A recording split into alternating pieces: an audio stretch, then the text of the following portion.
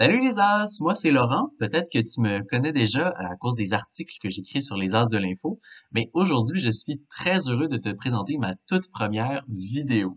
Alors comme tu le sais sûrement, le jour des élections est presque arrivé. Alors aujourd'hui je vais te présenter une petite entrevue que j'ai faite avec un spécialiste de la politique pour t'expliquer comment tout va se dérouler pendant la fameuse soirée électorale.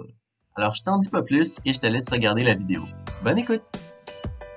Donc, je m'appelle Dominique Vallière, je suis directeur pour une entreprise qui s'appelle Tact, une entreprise qui est présente à Québec, à Montréal et dans d'autres villes du Québec.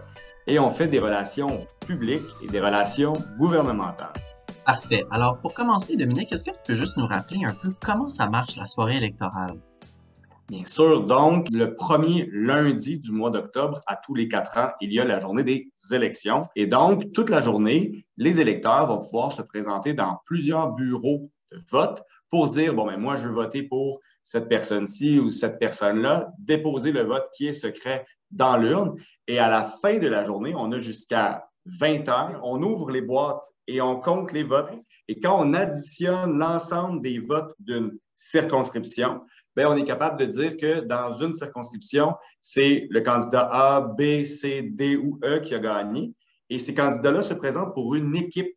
Et donc, l'équipe qui a le plus de candidats à la fin de la soirée forme le gouvernement pour les 4 prochaines années. D'accord. Donc, maintenant qu'on sait ce que les électeurs font pendant la journée, qu'est-ce que les chefs de parti font le jour du vote? Les chefs de parti, durant la journée, ils ont une permission un peu spéciale.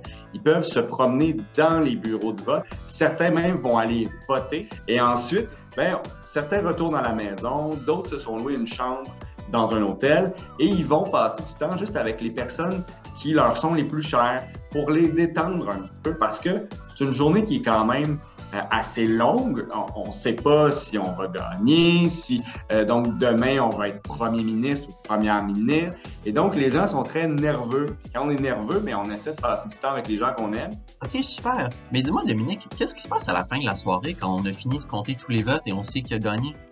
Bon, alors à la fin de la soirée, les chefs des différents partis vont parler dans l'ordre inverse du résultat. Donc la personne qui va faire élire le moins de députés va parler en premier. Et à la fin, ça va être celui ou celle qui va être premier ministre ou première ministre. Mais pour la personne qui vient de gagner, le travail vient juste de commencer. Donc, souvent, les chefs vont prendre la fin de la soirée pour fêter avec les gens autour d'eux parce qu'on s'entend, ils voulaient gagner, ils ont gagné, ils sont contents. Mais ensuite, il va falloir faire plein de choses. Donc, former l'équipe de gens qui vont prendre des décisions pour les 4 prochaines années. Ça veut dire qu'on va nommer quelqu'un qui va prendre des décisions en santé, en éducation. Même chose pour les sports, même chose pour les aînés. Donc, c'est quand même une bonne responsabilité. Il faut choisir les bonnes personnes. En tout cas, merci beaucoup, Dominique, d'avoir pris le temps de me parler aujourd'hui. C'était vraiment très intéressant et je suis sûr que les enfants vont beaucoup apprécier aussi de leur côté. Alors, merci beaucoup et bonne journée. Ciao, ciao.